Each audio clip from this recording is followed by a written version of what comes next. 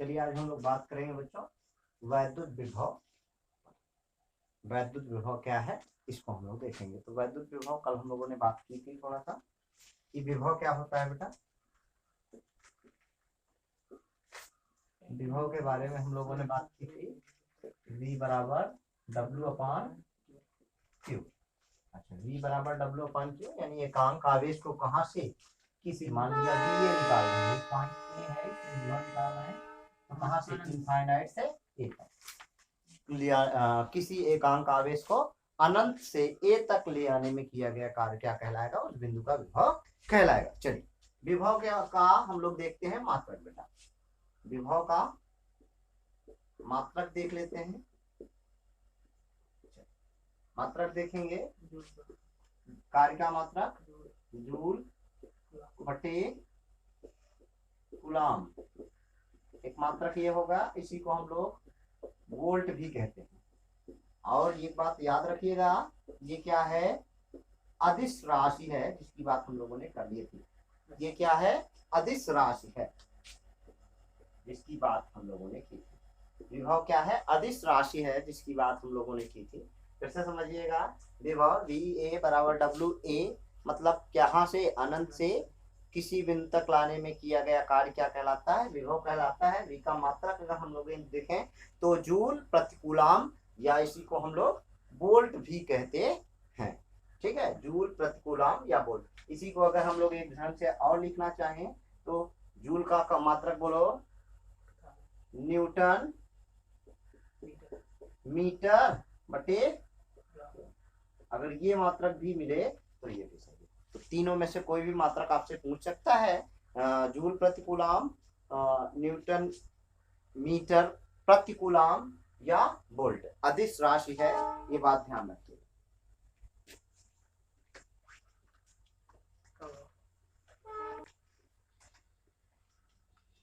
अब हम लोग बात करेंगे विभव के बीमा पे। इसके बीमा डायमेंशन निकालेंगे तो V बराबर हम लोगों ने पढ़ा है W/Q0। चलिए W की बीमा कोई बोलेगा mL² T की पावर -2 बटे Q की बीमा 80। कर लीजिए क्या हो जाएगा, mL² T की पावर -3 A की पावर -1। ये क्या है, विभव की बीमा है। निकाल लेंगे बड़े आराम से। अब हम लोग बात करेंगे विभव पे अगले टॉपिक पे, जिसको हम लोगों को बात करना है वो क्या है कि एकांक बिंदु आवेश के कारण विभव। एकांक बिंदु आवेश के कारण,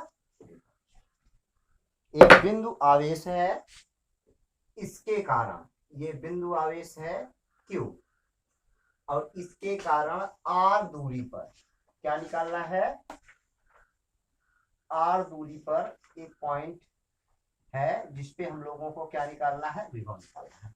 इससे कितनी, R दूरी पर एक पॉइंट है, विभव निकालना है। चलिए अगर हम लोग यहाँ पे विभव निकालना चाहते हैं तो क्या करें, एक उसको लें, क्या कहते हैं, आवेश को कहां पर, अनंत पर, एकांक आवेश को अनंत पे लें और उसको यहां तक ले जाने में जो कार्य होगा वो क्या होगा, विभव होगा। चलिए तो हम लोग पहले कार्य ही निकालते हैं।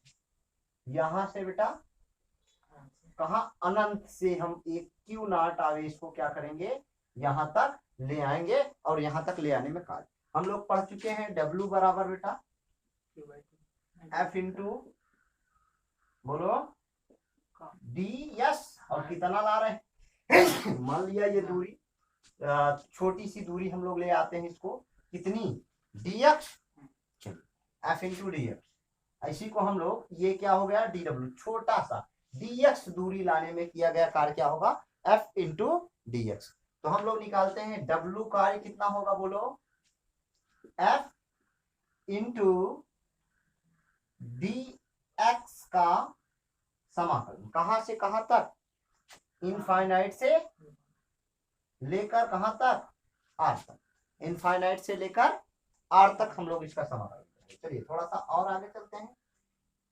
इस W का मान कोई मुझे बताएगा, 1/4 pi epsilon 0 Q0 upon R² into dx, या इसको r dr मान लें, dr मान, इसको r माने हैं तो इसको भी dr मान, दूरी। चलिए अब हम लोग क्या करते हैं, कहां से, इनफाइनाइट से W बराबर हम लोग निकालेंगे 1/4πε0 Q1 Q2 Q0 into 1/dr/r² का क्या कर दें, अवकलन कर दें, समाकलन कर दें।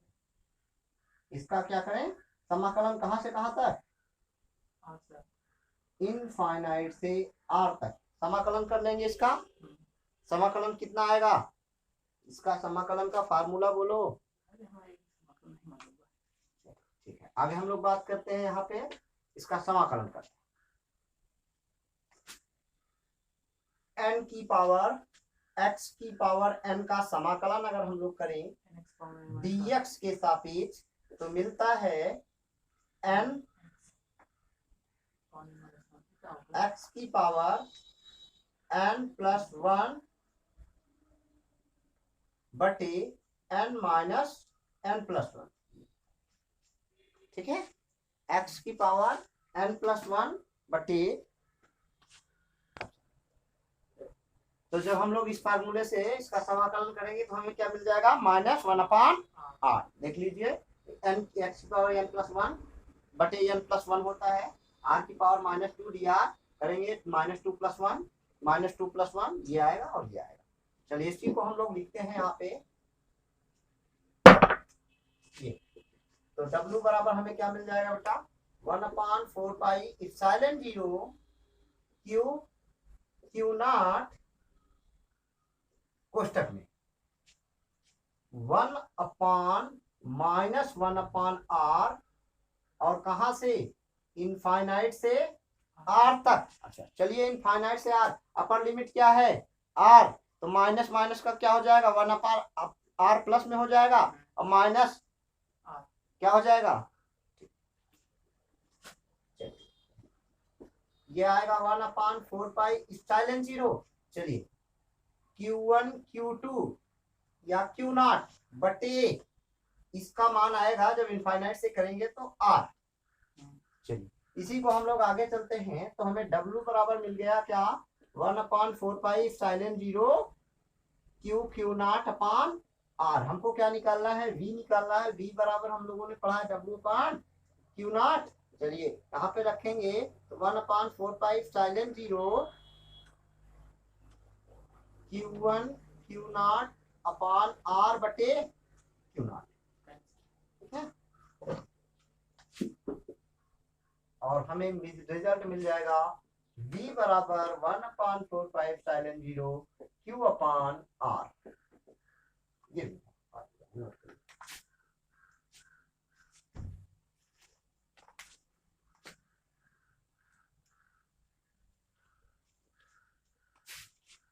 मिटा दें। चलिए अब हम लोग बात करेंगे विद्युत द्विध्रुव पर। क्या है, विद्युत द्विध्रुव,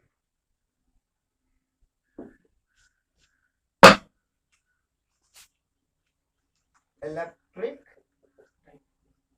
डाइपोल, विद्युत द्विध्रुव, वैद्युत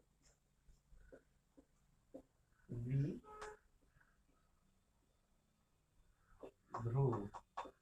वैद्युत क्या है।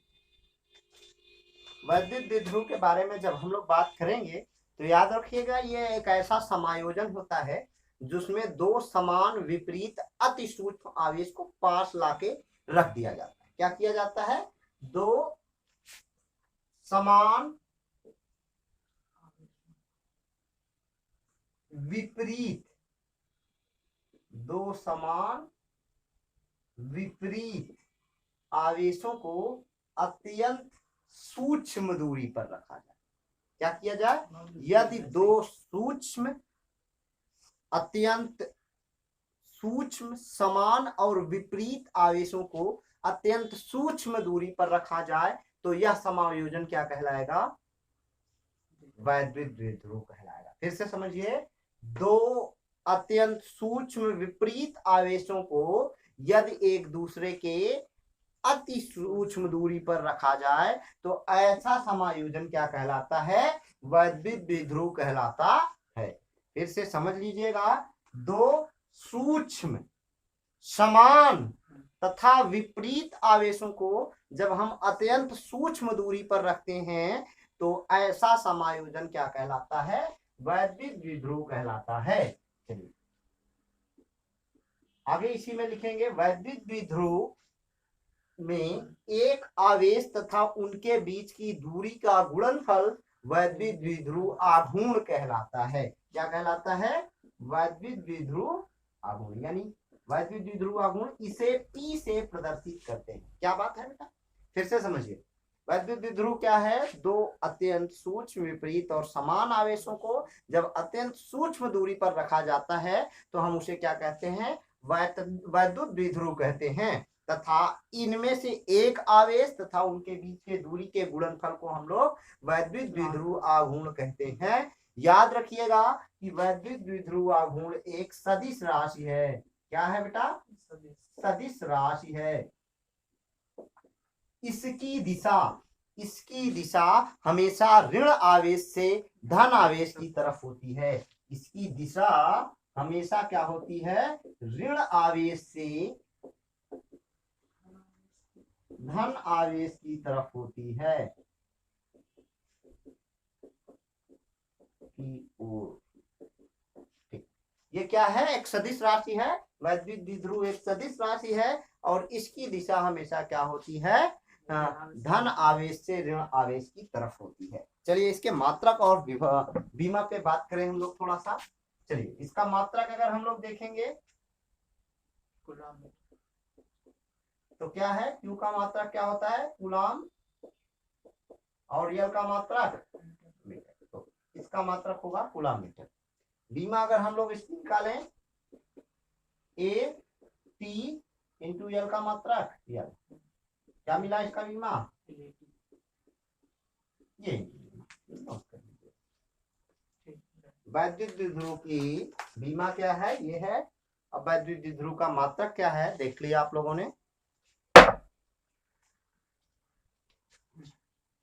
अब हम लोग कल के लेक्चर में बात करेंगे वैद्युत द्विध्रुव के कारण अच्छी बिंदु पर वैद्युत क्षेत्र की तीव्रता, फिर वैद्युत द्विध्रुव के कारण निरक्षीय बिंदु पर अच्छे वैद्युत क्षेत्र की तीव्रता, फिर उसी प्रकार से अच्छी बिंदु पर विभव और निरक्षीय बिंदु पर। तो अगली क्लास में हम लोग दो टॉपिक क्लियर करेंगे, दो चीजें क्लियर करेंगे, अच्छी बिंदु पर वैद्युत क्षेत्र की तीव्रता द्विध्रुव के कारण और निरक्षीय बिंदु पर वैद्युत क्षेत्र की तीव्रता द्विध्रुव के कारण। तो बेटा अगर आप लोगों को ये वीडियो पसंद आई है तो लाइक करिए, शेयर करिए तथा कमेंट करिए,